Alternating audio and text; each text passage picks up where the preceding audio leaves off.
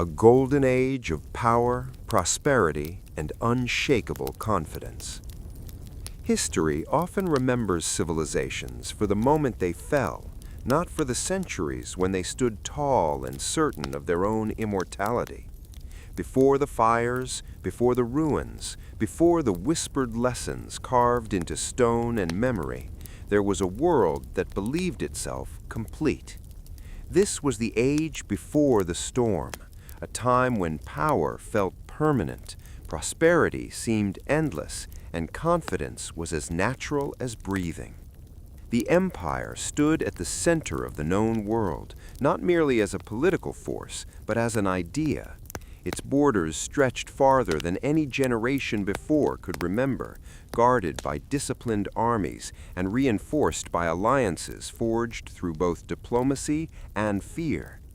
Maps produced in the imperial academies showed the capital at the heart of everything, radiating roads, laws, and influence like arteries from a living body.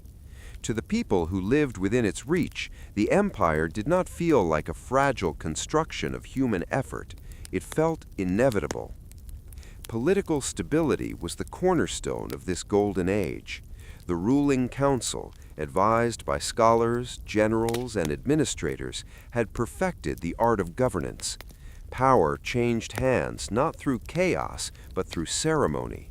Laws were codified, debated, and enforced with precision, giving citizens the comforting illusion that order itself was permanent. Disputes between provinces were settled in marble halls rather than on battlefields, and even dissent followed predictable, controlled patterns. For most people, politics was something distant, an abstract system that simply worked. At the head of this system stood a leader revered not as a tyrant, but as a symbol of continuity. His speeches were carefully crafted to inspire unity, his public appearances designed to reassure the population that the future was secure. Coins bore his image, monuments carried his name, and children learned stories of his wisdom before they learned how to write their own. In truth, no single individual could have held the empire together alone, but belief made it seem so. Economic prosperity flowed through the empire like a powerful current. Markets buzzed with activity from dawn to dusk, filled with goods from distant lands, spices carried across deserts, metals mined from mountain ranges, textiles woven in coastal cities far beyond the capital. Trade routes were protected by imperial law, allowing merchants to travel with confidence rarely known in earlier ages. Wealth was not evenly distributed, but enough of it reached the streets to sustain the illusion that everyone was rising together. Cities expanded upward and outward, stone buildings replaced wood, and public spaces were designed not just for function, but for beauty. Aqueducts carried clean water across miles of rugged terrain, fountains decorated plazas, and roads were paved so thoroughly that travelers joked the empire could be crossed without touching dirt. These were not just engineering achievements, they were statements. Every arch and bridge silently declared that this civilization had mastered both nature and time. Technological advancement reinforced this belief. Scholars and engineers worked side by side, blending observation with experimentation. New tools improved agriculture, allowing farms to produce more food than ever before. Surpluses fed growing populations and supported professions beyond survival: artists, teachers, architects, and philosophers. Knowledge was preserved in vast libraries where scrolls and manuscripts were carefully copied, cataloged, and studied. To the educated elite, it seemed obvious that humanity was moving steadily upward, leaving ignorance and chaos behind. Education itself became a symbol of progress. Young minds were trained not only in practical skills, but in rhetoric, logic, and history. They were taught that the empire represented the peak of human achievement, the natural outcome of centuries of struggle and refinement. Past civilizations were discussed as stepping stones, important but ultimately inferior. The future, according to every lesson, belonged to those who had already won it. Daily life reflected this quiet confidence. Families planned generations ahead, secure in the belief that their children and grandchildren would inherit a world as stable as the one they knew. Festivals filled the calendar, celebrating harvests, victories, and mythical origins. Music echoed through streets, theaters overflowed with audiences, and storytellers spoke not of endings, but of eternal cycles where the empire always endured. Even hardship, when it appeared, was treated as temporary, a problem to be managed, not a warning to be heeded. Religion and belief systems adapted to this stability. Temples grew larger and more ornate, not out of fear, but gratitude. Gods were thanked for protection already granted, not begged for salvation from imminent disaster. Rituals emphasized balance, harmony, and continuity. Priests preached that the empire's success was proof of divine favor, reinforcing the idea that its rule was not only powerful, but righteous. Perhaps the most dangerous element of this golden age was not wealth or power, but certainty. The people had grown accustomed to peace. Many had never seen war beyond stylized depictions in art or carefully curated parades. Soldiers were respected but distant, symbols rather than reminders of violence. Borders felt fixed, threats abstract. The idea that the system itself could fail was so foreign that it bordered on absurd. Warnings existed, though few recognized them as such. Scholars occasionally noted strains within the bureaucracy or questioned the cost of maintaining distant provinces. Farmers spoke quietly of changing seasons and unpredictable harvests. Veterans returned with stories of unrest at the edges of the empire, places where imperial law felt less like protection and more like occupation. But these voices were softened by comfort, dismissed by confidence, and ultimately drowned out by the steady rhythm of success. From the capital's highest towers, the world looked peaceful. Smoke from hearth fires rose gently into the sky. Roads carried safely travelers home. Bells marked the hours of a functioning society. Nothing about the present suggested collapse. Nothing about the future inspired fear. And that was the greatest illusion of all. Because history does not announce its turning points. It allows civilizations to believe they are eternal right up until the moment they are not. The Golden Age was real, its achievements undeniable, its people sincere in their faith. But beneath the polished stone and confident smiles, unseen forces were gathering strength. How ambition, vision, and blood built a superpower. No empire is born fully formed. Before the banners, before the laws, before the belief that power was destiny, there was only ambition, raw, restless, and unsatisfied. The empire that would one day dominate the world began not as a superpower, but as a fragile coalition of tribes, cities, and rival factions bound together by necessity and fear as much as hope. Its foundation was not stone, but human will. The land that birthed the empire was neither especially rich nor naturally secure. Surrounded by hostile neighbors and fractured by internal rivalries, survival demanded strength. Early leaders understood this reality with brutal clarity. They spoke of unity, but they achieved it through force. City-states that resisted were offered a choice: submission or destruction. Many chose resistance, and their ruins became the first monuments of the empire's rise. At the center of this transformation stood the founders, figures later mythologized as visionaries, but in their own time known primarily as conquerors. They were men and women shaped by scarcity and conflict, hardened by loss and driven by a belief that only absolute control could prevent annihilation. Their speeches promised peace, but their actions delivered war. To them, mercy was a luxury the future could not afford. The earliest campaigns were relentless. Armies marched not with elegance but with desperation. Soldiers were farmers turned warriors, craftsmen carrying weapons they barely understood, bound together by loyalty to commanders who demanded obedience without question. Victory was often narrow, paid for in blood and grief. Entire generations were lost securing borders that would later be called natural and inevitable. History would remember the maps, not the graves. Yet conquest alone does not build an empire, it only creates silence. The founders recognized this truth and turned quickly from warfare to structure. They replaced chaos with order, imposing centralized authority over conquered lands.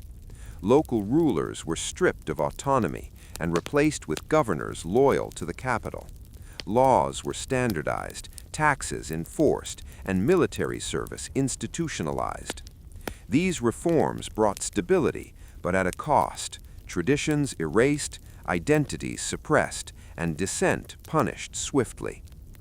Diplomacy became as important as the sword. Where armies were too costly, words were weaponized. Marriage alliances bound rival houses together. Treaties promised protection in exchange for tribute. Smaller powers were drawn into the empire's orbit, not by invasion, but the slow realization that resistance meant isolation. Influence expanded without a single battle, and achievement celebrated as wisdom, though it carried its own form of coercion. The founders understood symbolism as deeply as strategy. They built capitals designed to inspire awe, not comfort. Massive walls, towering halls, and public spaces dwarfed the individual, reminding every visitor of where power truly resided. Architecture became propaganda in stone, reinforcing the idea that the empire was not merely ruling the world, it was reshaping it. Religion and myth were woven carefully into this structure. The founders aligned themselves with divine narratives, presenting their rise as fulfillment rather than conquest. Priests and scholars were encouraged, sometimes compelled, to reinterpret sacred texts, framing imperial expansion as destiny. Faith became a tool of legitimacy, sanctifying violence and turning obedience into virtue. But behind the polished image of unity lay immense sacrifice. Roads were built on the backs of forced labor. Cities rose where villages once stood, their inhabitants displaced or absorbed into an identity not of their choosing. The empire spoke of peace, yet maintained it through constant readiness for war. Every gain demanded vigilance, every border required blood. Even within the ruling elite, survival came at a price. Power attracted ambition, and ambition bred betrayal. The early years of the empire were marked by purges, assassinations, and quiet disappearances. Rivals were eliminated not always with swords, but with whispers and decrees. Loyalty was rewarded generously until it wasn't. To serve the empire was to accept that one's value depended entirely on usefulness. Despite this brutality, or perhaps because of it, the empire endured. Its systems worked. Trade flourished under unified law. Security allowed agriculture and industry to grow. People born into the empire experienced stability unknown to their ancestors. For them, the violence of the past became abstract, a necessary sacrifice made by others so they could live in peace. This distance from the founding bloodshed proved critical. As generations passed, the empire's origins were romanticized. The founders became legends, their cruelty softened into hard decisions, their victims forgotten. Children learned stories of heroic unification, not of burning cities or broken families. The narrative of destiny replaced the reality of conquest. The empire's greatest strength, its ability to turn ambition into order, became its greatest vulnerability. It was built on the belief that control could solve all problems, that human systems could be perfected through discipline and force. Flexibility was sacrificed for consistency. Compassion gave way to efficiency. And while these choices created a superpower, they also planted seeds of resentment deep within its foundation. Every empire carries the weight of its creation. The blood that builds power does not vanish, it lingers, shaping decisions long after the battle's end. The founders achieved what they set out to do. They transformed a fractured land into a unified force, feared and respected across the world. Life, love, and survival beneath the throne. Empires are remembered by their rulers, their wars, and their monuments, but they are lived by ordinary people. Beneath the towering palaces and distant decisions of the throne existed a world far more fragile and far more human. It was a world of routine and resilience, of love formed in narrow streets and grief carried in silence. If the empire was a grand structure of power, then common people were its foundation, uncelebrated, replaceable, and essential. For most citizens, life began and ended far from the capital. Villages and crowded urban districts formed the true heart of the empire, though few maps bothered to mark them. Families rose with the sun, guided not by political decrees but by the demands of survival. Farmers tended fields that belonged to landlords they would never meet. Artisans labored in workshops that smelled of sweat and metal. Market sellings shouted prices that shifted daily with rumors of taxes, wars, or poor harvests.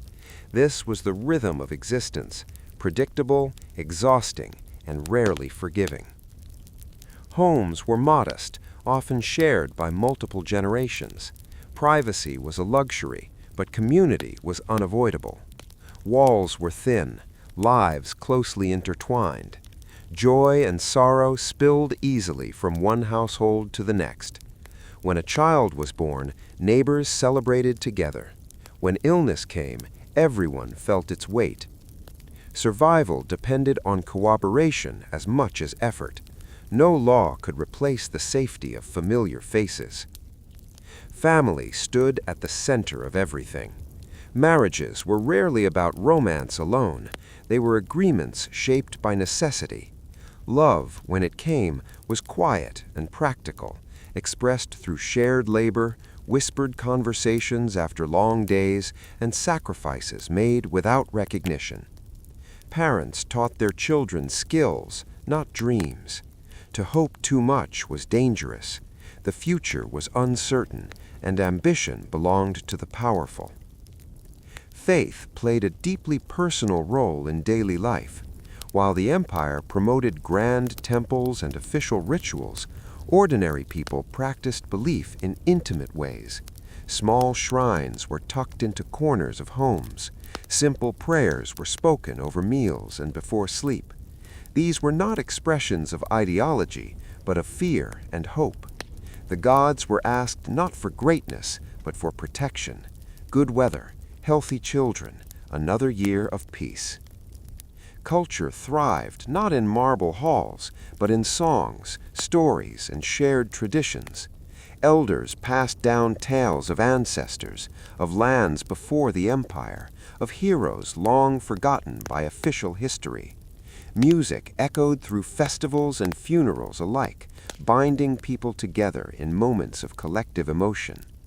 These traditions preserved identities that imperial policies often tried to erase. In quiet defiance, culture survived.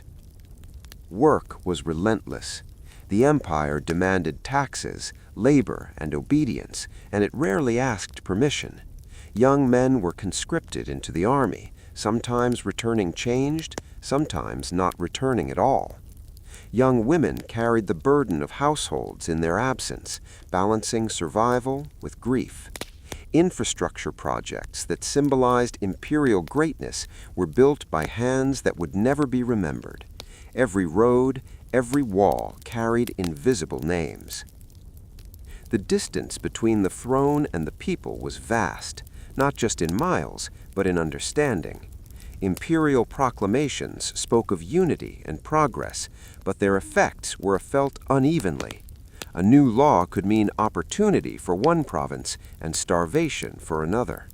Decisions made in comfort reshaped lives lived in scarcity. Yet resistance was rare. Fear was effective, but so was fatigue. Most people did not dream of rebellion, they dreamed of rest. Still, moments of quiet resistance existed. It appeared in small choices, hiding grain from tax collectors, teaching children forbidden languages, refusing to forget old customs. These acts did not threaten the empire, but they preserved dignity. Survival itself became an act of defiance against a system that viewed individuals as resources. Love persisted even under pressure. Couples found moments of tenderness amid hardship. Parents protected children from harsh truths as long as possible. Friendships formed across shared struggle, creating bonds stronger than loyalty to distant rulers. These relationships gave meaning to lives otherwise shaped by obligation. When crises came, famine, disease, or war, the resilience of common people was tested most brutally. They suffered first and recovered last, but they endured. They buried their dead, rebuilt their homes, and continued forward because there was no alternative. History often calls this loyalty or obedience, but it was simply necessity. The empire relied on this endurance without acknowledging it. Victories were celebrated, failures explained, but the daily cost was never recorded. There were no monuments to exhaustion, no statues honoring patience. And yet, without these unseen sacrifices, the empire could not exist. To understand the empire, one must listen to these voices, not the proclamations carved in stone, but the stories spoken in kitchens and fields. They tell a different history, not of conquest, but of continuity, not of power, but of perseverance. Empires rise on ambition and fall through corruption, but they live through people. And when the throne finally collapses, it is the common people who remain, carrying memory forward long after the names of rulers fade into dust. Rivals, rebellions, and the first cracks in power. Empires rarely fall to a single blow. Long before collapse becomes visible, pressure builds quietly at the edges, beyond the horizon, where attention is weakest and confidence is highest. For generations, the empire had known expansion and control. Its borders seemed fixed, its dominance unquestioned. Yet history was already shifting, gathering momentum where the throne was not looking. Beyond the frontier lived rival powers who had watched the empire grow with a mix of fear and resentment. Some had once been allies, others former subjects who escaped conquest by distance or terrain. They learned from imperial tactics, adapted to its strategies, and waited. Trade routes became channels not only for goods, but for information.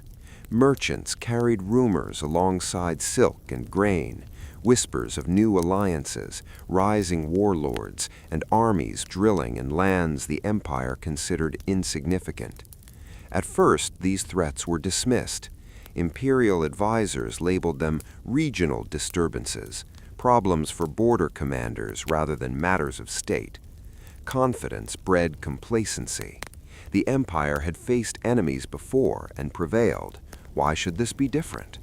What the throne failed to recognize was that these rivals were no longer isolated. They were learning to cooperate, united not by loyalty to one another, but by shared opposition to imperial dominance. Skirmishes along the borders increased in frequency. Patrols failed to return. Fortifications that once stood unchallenged were tested and, in some cases, breached. These were not full-scale invasions, but probing attacks, carefully designed to measure response times and military readiness. Each clash exposed weaknesses: slow communication, exhausted troops, and commanders more concerned with politics than preparation. Inside the empire, unrest began to grow. Provinces far from the capital felt increasingly disconnected from the promises of unity and prosperity. Taxes rose to fund distant wars, while local needs went unmet. Governors appointed for loyalty rather than competence ruled harshly, fueling resentment. What had once been pride in belonging to the empire slowly transformed into bitterness. Rebellions did not begin with banners and armies. They began with refusal. Farmers withheld grain. Artisans ignored quotas. Local leaders delayed tax payments under the guise of administrative confusion. These acts were small, almost invisible, but they marked a shift in attitude. Obedience was no longer automatic. Fear still existed, but belief was fading. The empire responded as it always had, with force. Troops were dispatched to restore order, demonstrations crushed, ringleaders executed publicly as warnings. In the short term, this strategy worked. Silence returned, but it was no longer the silence of acceptance. It was the silence of calculation. People were learning when to speak and when to wait. Political intrigue intensified within the capital. The ruling council fractured into competing factions, each interpreting the growing instability differently. Some urged reform, warning that unchecked corruption and overextension threatened everything the empire had built. Others argued that weakness invited rebellion, that harsher control was the only solution. Power struggles replaced cooperation. Decisions were delayed, compromised, or driven by personal ambition rather than strategic necessity. Information became a weapon. Reports from the frontier were altered to protect reputations. Failures were reframed as temporary setbacks. Generals exaggerated victories to secure funding and favor. The throne received a version of reality shaped by fear and self-interest, not truth. As a result, responses came too late or targeted the wrong threats. Meanwhile, rival powers sensed opportunity. Coordinated attacks struck multiple border regions at once, stretching imperial forces thin. Supply lines faltered. Reinforcements arrived late or not at all. Soldiers accustomed to enforcing order found themselves fighting unfamiliar enemies on unfamiliar terrain. Morale suffered. The myth of invincibility cracked under the weight of reality. The common people felt the shift first. Markets became unstable as trade routes were disrupted. Prices rose. Refugees from border regions flooded cities, carrying stories of violence and loss. These accounts spread faster than official proclamations, eroding public confidence.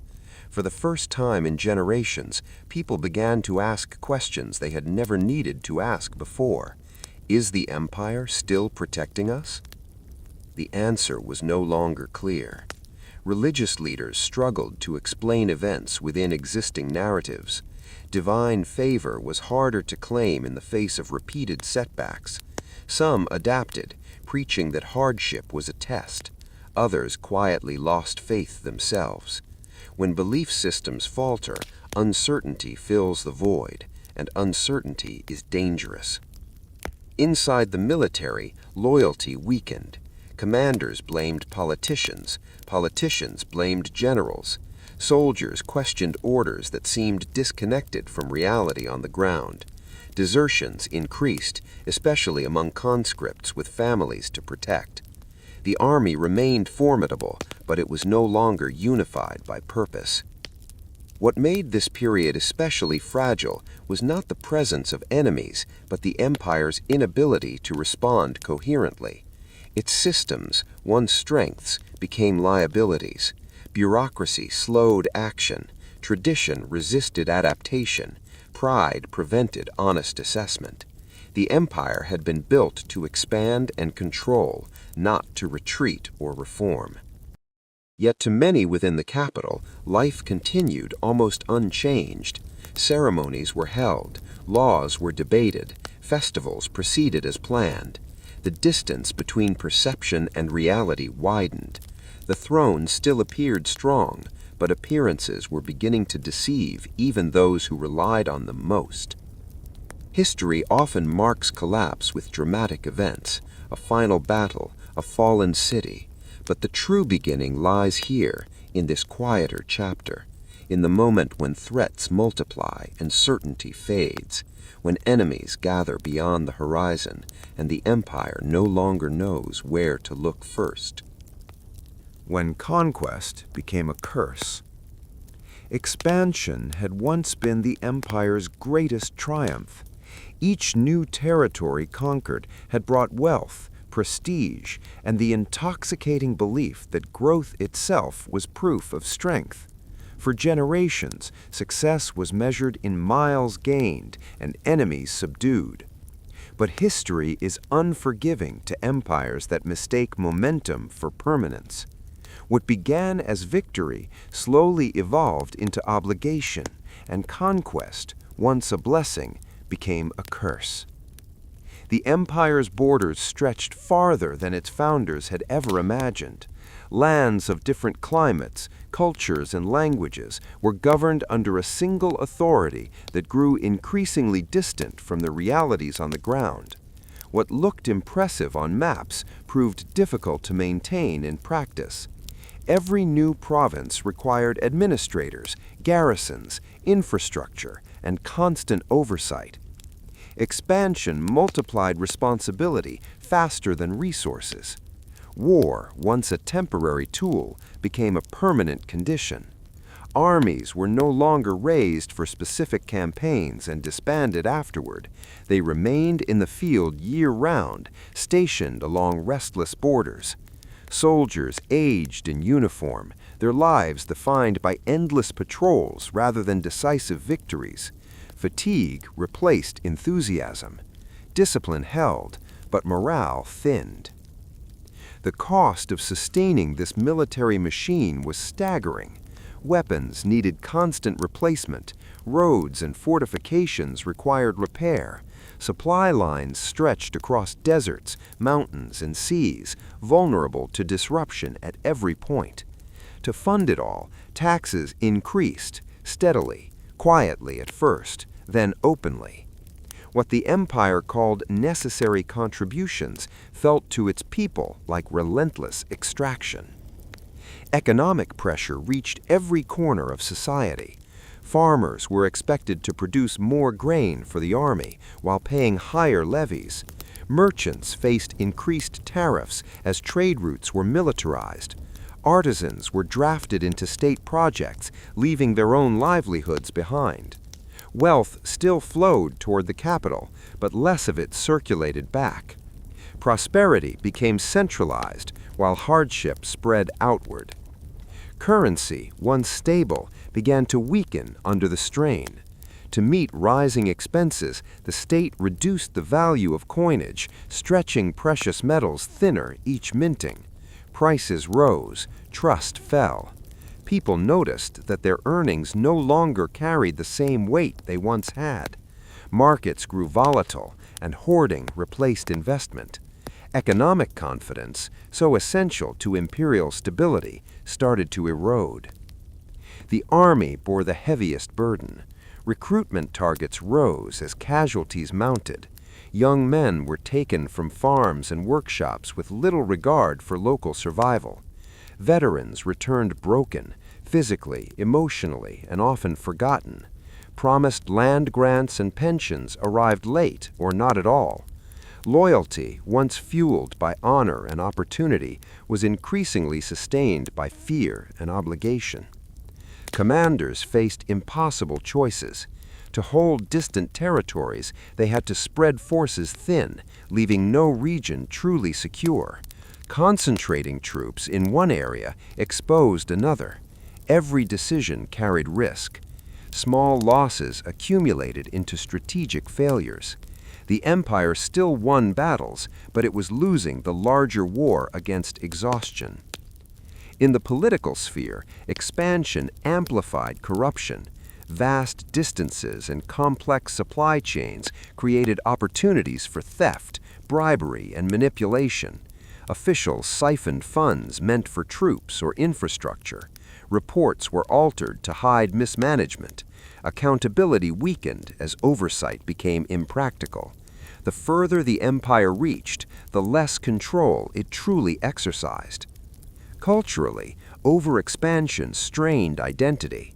Conquered peoples were expected to adopt imperial customs, but enforcement varied. In some regions, assimilation bred resentment. In others, neglect allowed local power structures to persist in opposition to imperial authority.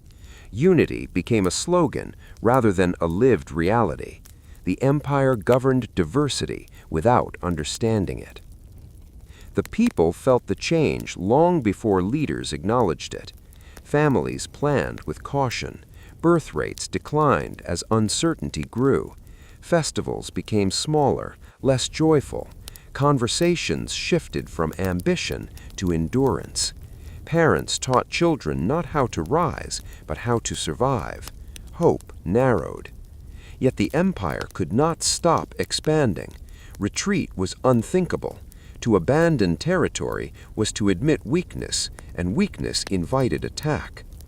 Every past victory became a trap, demanding continued defense regardless of cost. The empire was no longer choosing expansion, it was being dragged forward by its own history. Some voices called for restraint. Economists warned of collapse. Generals urged consolidation. Philosophers questioned the moral cost of endless conquest, but these perspectives clashed with deeply rooted beliefs. Expansion was identity. To stop was to deny everything the empire claimed to represent. And so the cycle continued. What had once united the empire now divided it. Resources were consumed faster than they could be renewed. Systems built for growth struggled under the weight of maintenance. The empire still appeared formidable to outsiders, but internally it was bending under invisible pressure. History would later mark this era as a turning point, not because of a single defeat, but because of a realization that came too late, that power has limits and conquest carries consequences. Power, greed, and the decay from within. Empires rarely collapsed from the outside alone. Long before enemy armies breach walls or banners fall, something more destructive takes root within: the quiet erosion of purpose, trust, and integrity. For this empire, the greatest threat was no longer gathering beyond its borders, it was seated at the very heart of power. The royal court had once symbolized unity and discipline. In its early years, proximity to the throne demanded sacrifice and accountability. Service to the empire was framed as duty, not entitlement.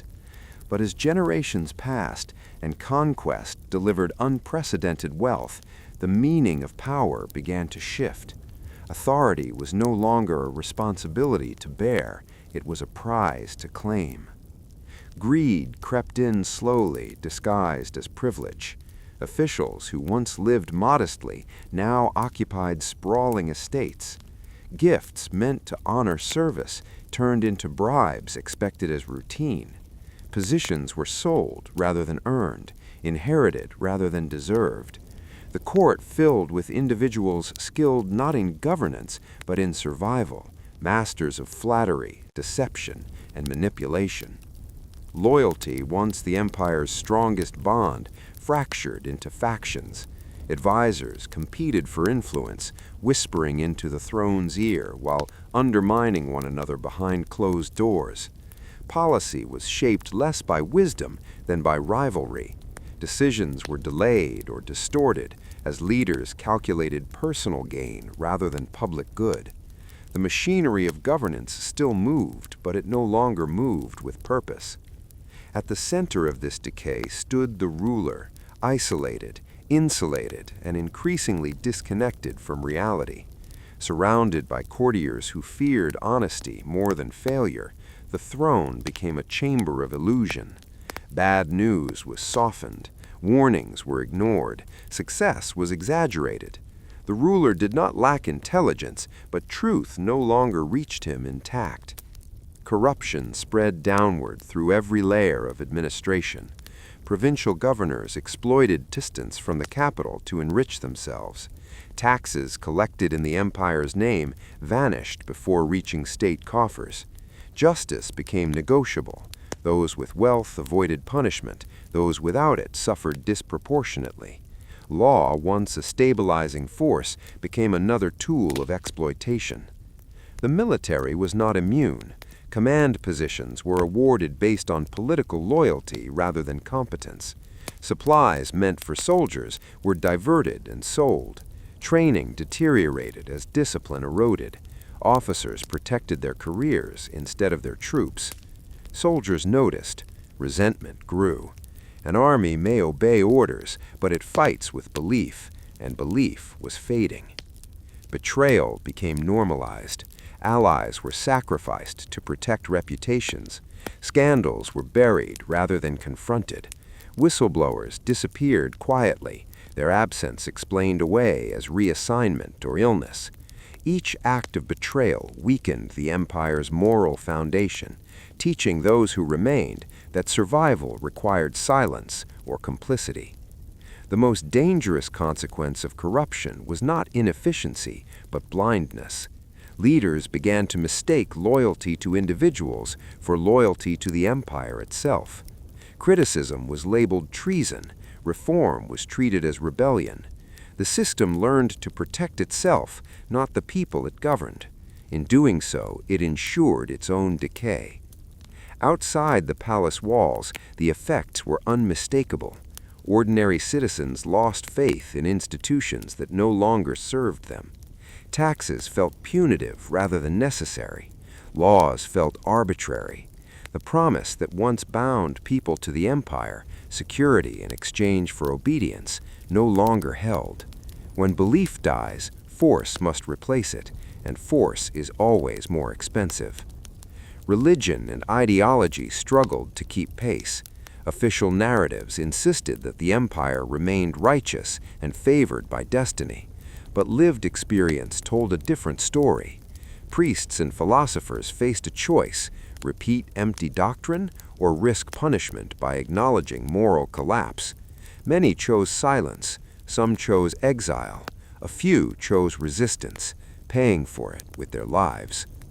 The court, meanwhile, grew obsessed with appearances. Lavish ceremonies continued even as finances strained. Celebrations masked decline. Grandeur became a distraction, not a symbol of strength. The empire was performing stability rather than living it. What made internal corruption more dangerous than any foreign enemy was its invisibility. External threats united the people. Corruption divided them. It turned trust into suspicion, cooperation into competition. While armies prepared for invasion, the state hollowed itself out. History records many battles, but it rarely records the moment when integrity collapses. That moment has no sound, no fire, no enemy banners, only a shift, subtle but irreversible, in what leaders value and what they are willing to sacrifice. By the time the empire recognized the depth of its decay, it was already dependent on it. Too many fortunes were tied to corruption. Too many careers depended on silence. Reform threatened not just the system, but the identities of those who benefited from it. And so the rot continued. The empire still commanded armies. It still enforced laws. It still inspired fear. But it no longer inspired belief. And without belief, power becomes brittle. The greatest empires are not destroyed by enemies who hate them, but by leaders who no longer love what the empire was meant to be. From the outside, collapse looks sudden. From within, it is the result of countless small betrayals, each justified, each forgotten, each deadly. War, famine, and the collapse of order. Every empire reaches a moment when pressure becomes unbearable. For years, the empire had endured strain, corruption at the center, exhaustion at the borders, quiet suffering among the people. These were manageable, or so the leaders believed, but history is not patient. It waits until weaknesses align, then applies force without mercy. That moment was the breaking point. The war began not with a single declaration, but with a cascade of crises. Rival powers, long restrained by fear, struck simultaneously. Border fortresses fell faster than expected. Messages from the frontier arrived fragmented and contradictory, some never arriving at all. What had once been distant conflict now pressed inward, demanding immediate response from a state already paralyzed by indecision.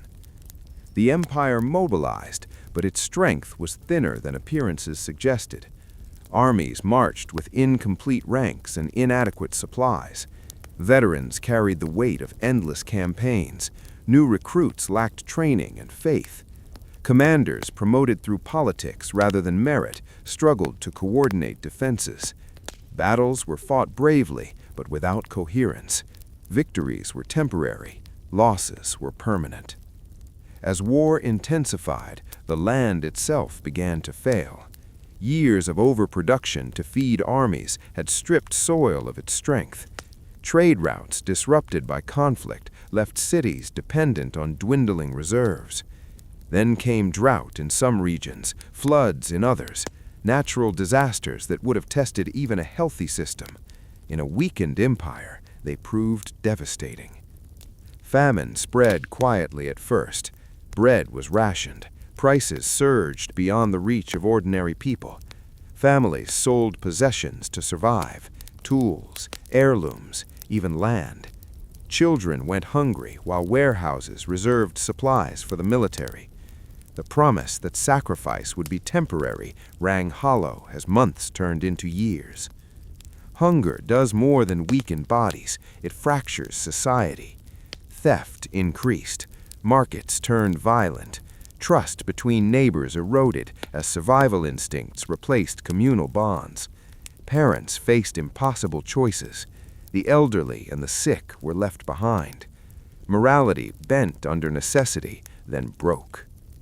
The empire attempted control. New laws were issued to regulate food distribution and suppress unrest. Enforcement fell to exhausted soldiers and poorly paid officials, many of whom sympathized with the suffering they were ordered to contain. Authority, once unquestioned, became contested on every street corner. Rebellion followed naturally. In provinces already resentful of imperial rule, famine became the final insult. Local leaders seized the moment, framing revolt as survival rather than ideology. Garrisons were attacked from within. Tax offices burned. Imperial symbols were torn down, not in celebration, but in fury. The response from the capital was swift and brutal. Troops were redirected from border wars to crush internal uprisings, leaving frontiers exposed. Cities were placed under martial law. Curfews were enforced. Executions became public spectacles meant to restore fear. But fear without legitimacy breeds resistance, not obedience. Communication collapsed under the strain. Conflicting orders reached commanders too late or not at all. Supplies vanished en route to starving regions. Rumors spread faster than truth, exaggerating defeats and atrocities until panic became contagious. The empire's information networks, once its strength, failed when clarity was needed most. Within the capital, order frayed. Food shortages reached the elite districts, shattering the illusion that suffering was distant. Riots erupted near government buildings. Crowds demanded relief, accountability, answers. The court responded with silence and ceremony, clinging to tradition as reality unraveled. The ruler appeared rarely, shielded by advisors who feared the crowd more than collapse. When speeches were delivered, they spoke of resilience and destiny, of endurance and unity, but words no longer fed the hungry or buried the dead. Each address widened the gap between authority and experience. The military, stretched beyond endurance, began to fracture. Units refused redeployment. Officers questioned orders. Desertion spiked as soldiers chose families over a failing state. An army can enforce law, but it cannot restore belief, and belief had vanished. Law itself became fragmented. In some regions, imperial courts still functioned. In others, local councils or warlords imposed their own rules. Justice varied by location, wealth, and allegiance. The idea of a single unified empire became theoretical, something remembered rather than lived. Amid the chaos, ordinary people endured as they always had, but endurance now felt futile. Hope narrowed to the next meal, the next day. Generations raised on promises of stability witnessed the unthinkable. The empire could not protect them. The social contract was broken. What made this moment irreversible was not any single disaster, but their convergence. War drained resources, famine shattered society, rebellion undermined authority, corruption prevented effective response. Each crisis fed the others, creating a cycle the empire could not escape. Historians would later debate when the empire truly fell. Some would point to lost battles, others to political decisions. But those who lived through it knew the truth. The empire died when order collapsed, when laws lost meaning, when protection became selective, when survival replaced citizenship. The breaking point was not marked by a final blow. It was marked by exhaustion, by the realization, shared across classes and regions, that the system no longer worked. Cities still stood, armies still marched, the throne still existed. The final days of an empire once thought eternal. Every empire believes its end will come later, to someone else, in another age. Eternity feels natural when power has lasted longer than living memory. And so, when the final days arrived, they did not feel like destiny fulfilled. They felt like a mistake, a misunderstanding history would soon correct. But history does not correct itself, it concludes. The capital had once been the pride of the world.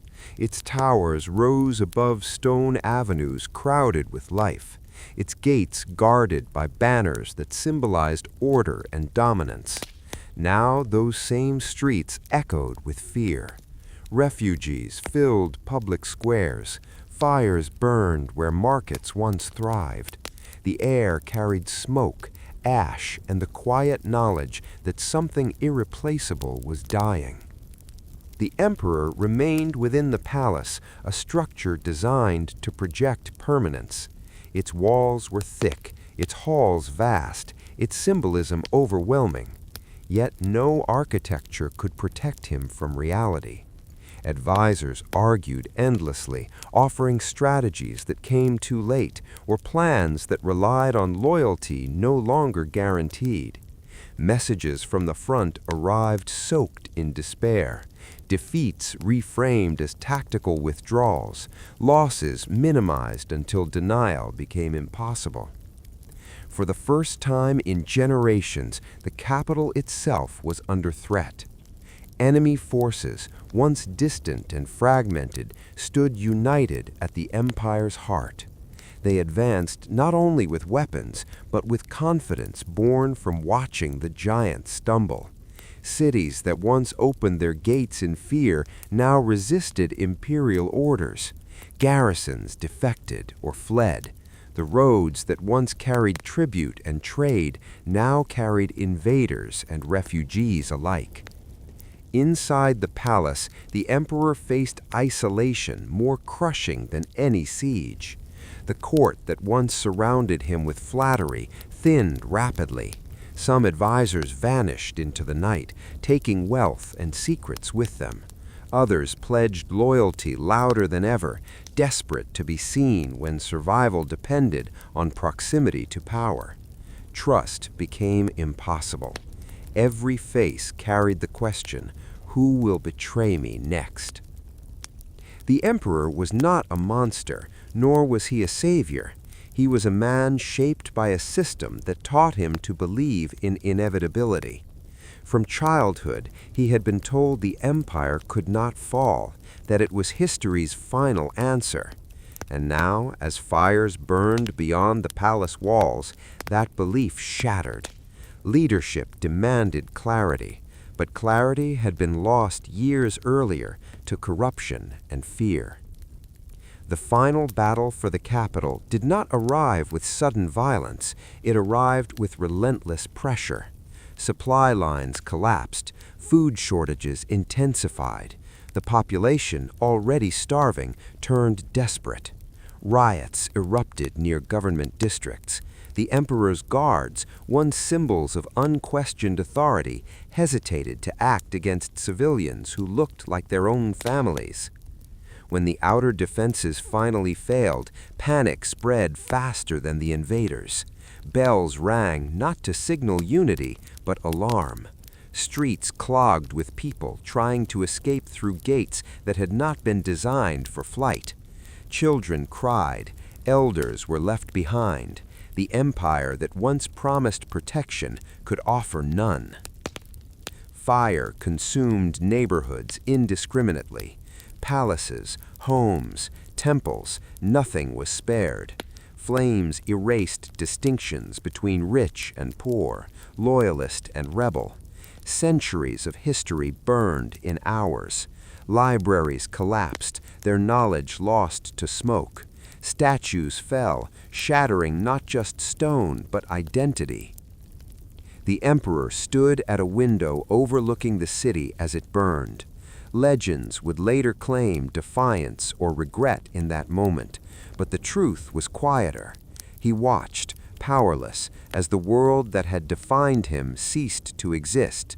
No decree could stop it, no army could reverse it. Power, stripped of belief and structure, revealed itself as illusion. When the palace gates were breached, resistance was brief. Guards laid down weapons, some fled, some stood not for victory, but for dignity. The invaders moved through halls once reserved for ceremony, their footsteps echoing where history had been performed rather than lived. The emperor's fall was not dramatic. There was no heroic final stand worthy of song.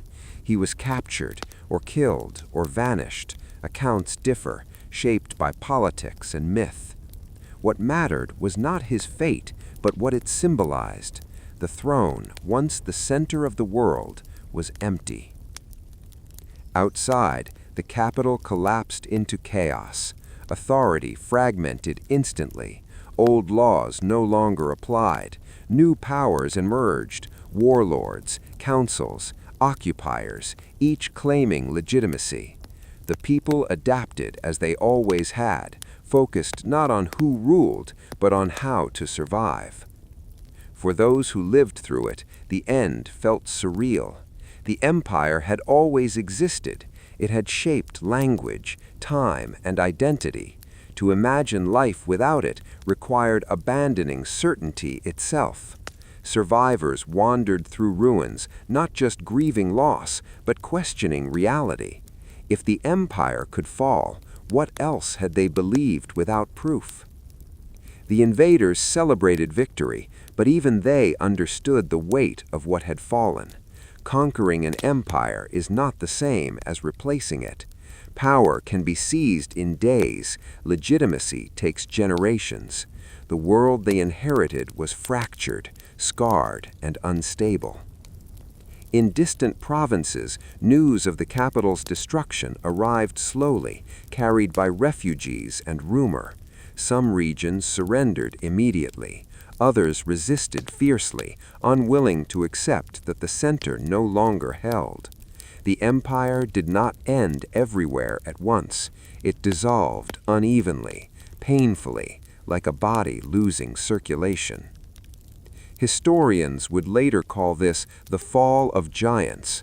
They would analyze military failures, economic collapse, political decay, all of it true, but none of it captured the emotional truth, the moment when a civilization realized it was not eternal.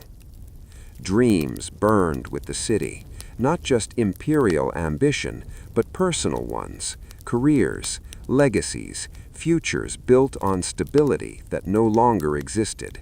An entire worldview turned to ash. Yet even in destruction, life persisted. People scavenged, they rebuilt, they told stories. The empire was gone, but humanity remained. History does not end with collapse, it transforms. Survivors, memory, and the weight of history. When the empire fell, the world did not end. It continued, quietly, unevenly, and without instruction. The ruins still smoked, the streets still bore footprints, and the survivors still woke each morning uncertain of what rules, if any, remained. Collapse did not bring closure, it brought questions. The capital, once a symbol of permanence, became a landscape of silence, broken only by scavengers and the wind. Charred stones marked where homes and institutions had stood. Towers that once reached toward the sky lay fractured, their shadows no longer meaningful. People moved carefully through familiar streets made unrecognizable, navigating not only debris, but memory itself. Survivors emerged slowly, as if unsure whether the world would accept them back.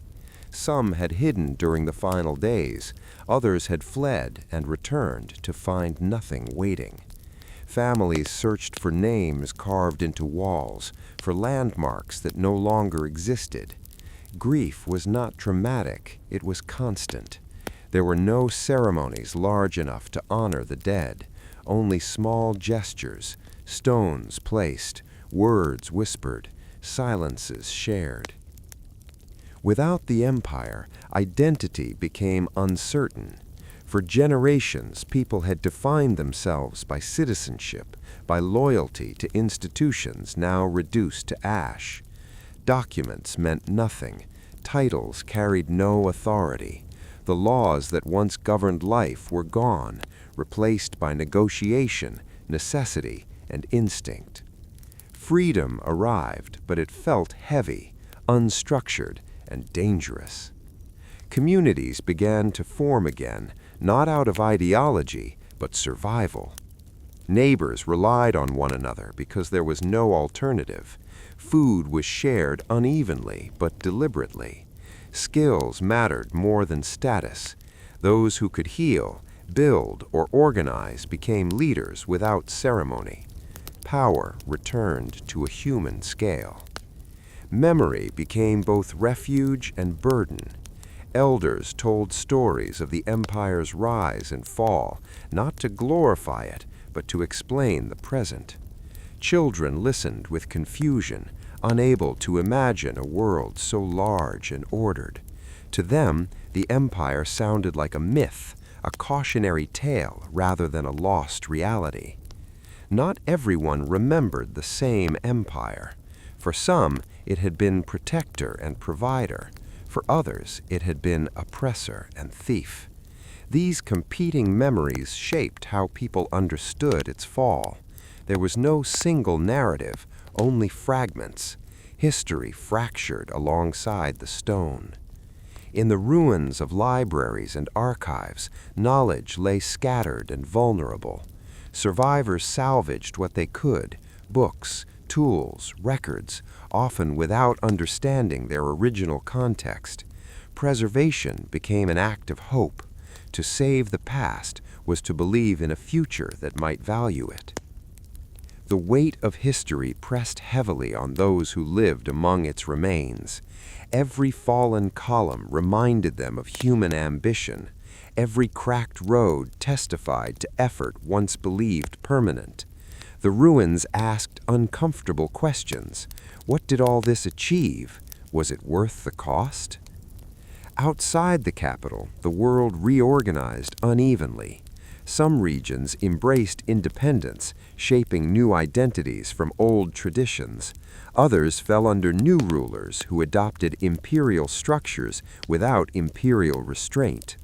The empire's shadow lingered, influencing systems even in absence. Collapse did not erase its legacy, it redistributed it. Survivors struggled with uncertainty. There were no guarantees. Seasons felt harsher without centralized storage and planning. Travel was dangerous. Conflict flared unpredictably. Yet there was also possibility. Without rigid hierarchy, people imagined alternatives, smaller communities, shared authority, different values. Hope, when it appeared, was cautious. It lived in rebuilt homes, in children born after the fall, in decisions made without imperial approval. It did not seek to recreate the past, it sought to endure. Over time, the ruins became part of the landscape. Grass grew through stone, birds nested in broken towers, life reclaimed space once dominated by power. Nature did not mourn the empire, it adapted. Those who survived carried lessons forward, though they rarely agreed on what those lessons were. Some believed the empire fell because it abandoned virtue, others because it reached too far, some because it trusted the wrong leaders. All were partly right. History, they learned, is not a straight path, but a conversation across generations. Each age interprets the past through its own fears and hopes. The empire became a mirror, reflecting whatever the future needed to see. In time, travelers would walk through the ruins and ask what had happened there. Guides would tell simplified stories. Artists would imagine grander endings. Scholars would argue over causes.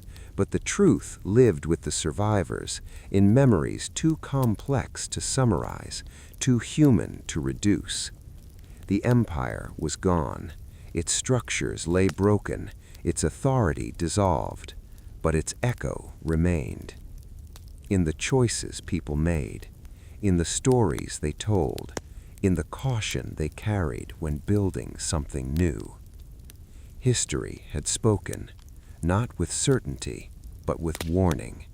And those who listened understood that the weight of the past is not meant to be carried forever, only long enough to remind us what happens when power forgets humanity. What modern civilizations must never forget. History is often studied as a collection of dates, battles, and rulers. Yet the true value lies not in memorizing events, but in understanding their consequences. The fall of the empire, its grandeur, its corruption, its collapse, offers a mirror to modern societies. The ruins may be centuries old, but the lessons they carry remain immediate, urgent, and unyielding. To ignore them is to risk repeating mistakes humanity has already paid for in blood, fire, and famine. At the heart of every collapse lies the tension between power and responsibility. The empire grew through conquest and ambition, stretching its borders and its capacity beyond reason. Each victory, celebrated as a testament to strength, quietly added to the burden of governance, the weight of expectation, and the fragility of trust. Modern civilizations face similar pressures: economic, technological, and geopolitical. Expansion, whether of influence, territory, or market dominance, carries obligations that cannot be ignored. Hubris may disguise itself as progress, but progress without ethical grounding becomes a trap. Corruption at the core, the insidious decay of values from within, was the empire's fatal flaw. Officials enriched themselves at the expense of the people. Advisors manipulated truth. Soldiers were rewarded for loyalty to individuals rather than duty. The empire still existed in structure, but it no longer existed in purpose. Modern governments and institutions may not face emperors and palace intrigue, yet the principle holds. Unchecked power, unbalanced incentives, and eroded accountability invite disaster. A system that rewards self-interest over service corrodes from the inside before external threats ever arrive. The human cost of neglect is immeasurable. When rulers prioritized wealth, prestige, or personal survival, the common people bore the consequences: hunger, violence, and uncertainty. Famines and wars became inevitable because social needs were neglected. In today's terms, failing to protect the vulnerable, ignoring inequality, and allowing disenfranchisement to fester creates the same dynamic on a smaller scale: instability, unrest, and moral erosion. The empire's citizens endured hardships silently, but the modern observer cannot afford to be silent because social neglect reverberates faster in a connected world. Every collapse also demonstrates the dangers of misinformation and filtered perception. The throne received distorted reports, favoring flattering truths over reality. Decisions were made based on illusion, not fact. In the modern era, disinformation, selective reporting, and the echo chambers of social media can mislead leaders and citizens alike. Knowledge must remain transparent, debate honest, and facts protected, or societies risk constructing illusions that crumble under pressure. Perhaps most strikingly, the empire's fall shows that external enemies exploit internal weaknesses far more effectively than any invasion alone. Rivals beyond the borders succeeded because the empire had already weakened itself. In contemporary terms, geopolitical, economic, or ideological challenges often succeed not because the state is inherently weak, but because internal disunity, mistrust, and corruption have hollowed out resilience. Strength is not measured only by power projection, but by the integrity and cohesion within. Humanity, in all its complexity, is at the center of this story. Ordinary people, the farmers, artisans, mothers, fathers, endured, adapted, and rebuilt long after the grand structures fell. Civilization is not only about rulers and empires, it is about the countless small acts of survival, care, and memory that sustain continuity. Modern societies must remember that every policy, every law, every decision ultimately impacts human lives. Ignoring this principle is to invite disaster masked as governance. Technology and infrastructure, while impressive, are not shields against human failings. Roads, aqueducts, walls, and armies crumbled in the empire because the human systems supporting them failed. Today, advanced institutions, military might, and digital networks may give the illusion of invulnerability, yet they are only as strong as the trust, ethics, and vision sustaining them. Technology amplifies capacity, but cannot compensate for moral decay. The empire also reminds us that history is cyclical, not linear. Civilizations rise, flourish, and fall, leaving echoes that influence those that follow. Memory, culture, and lessons are passed down, not in stone alone, but in lived experience. Survivors of the empire rebuilt, preserved stories, and adapted. Modern societies must listen to these echoes not only as cautionary tales, but as frameworks for resilience, empathy, and reflection. To disregard the past is to repeat it. To understand it is to guide the future. Pride, above all, is a silent killer. The empire's rulers believed in their inevitability. They assumed that longevity and conquest ensured permanence. The result was delayed action, overconfidence, and a disregard for warnings. Today, nations, corporations, and institutions must temper pride with humility. Confidence without self-awareness becomes rigidity. Power without accountability becomes tyranny. Ambition without ethics becomes destruction. Finally, The ruins demonstrate that human endurance is remarkable, yet finite. People adapt, rebuild, and carry memory forward, but resilience is not infinite. Societies that exhaust their resources, ignore moral imperatives, or centralize suffering on the vulnerable may survive momentarily, but the strain compounds. Sustainability, social, economic, and environmental, is essential. The empire's ashes remind us that even giants fall when they forget the limits of both nature and humanity. For an American audience, the lessons resonate particularly in the context of global influence, technological advancement, and domestic governance. The United States, like any modern civilization, balances extraordinary power with immense responsibility. Leadership decisions ripple across continents. Economic policies, military interventions, and social governance carry moral and practical consequences far beyond immediate gain. Recognizing the limits of power, the importance of integrity, and the humanity of those affected is not philosophical abstraction, it is practical foresight. The final chapter of the empire is written in ash, but its moral imprint remains. Societies must respect the limits of conquest, guard against internal decay, and center human welfare over personal or institutional ambition. Transparency, accountability, and humility are not optional ideals, they are survival mechanisms.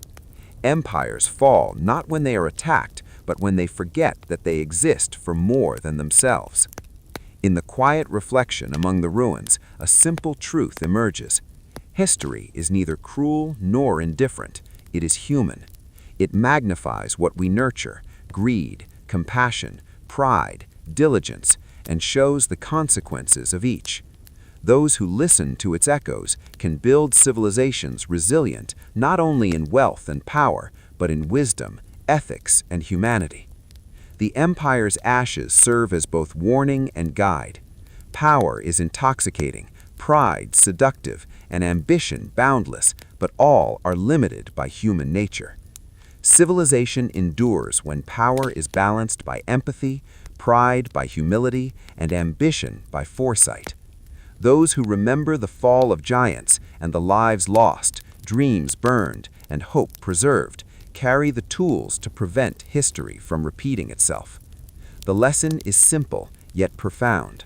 Humanity is finite, morality matters, and no civilization, however grand, can survive without grounding itself in truth, justice, and care for its people.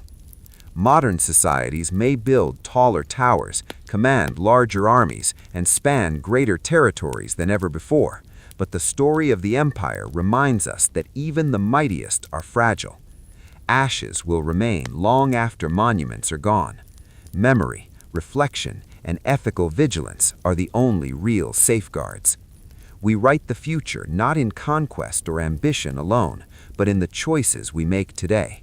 Choices that honor humanity, guard against arrogance, and respect the limits written by history's most enduring lesson. Power without conscience is temporary, but wisdom endures. The empire fell. Its giants burned. Its lessons, however, live on.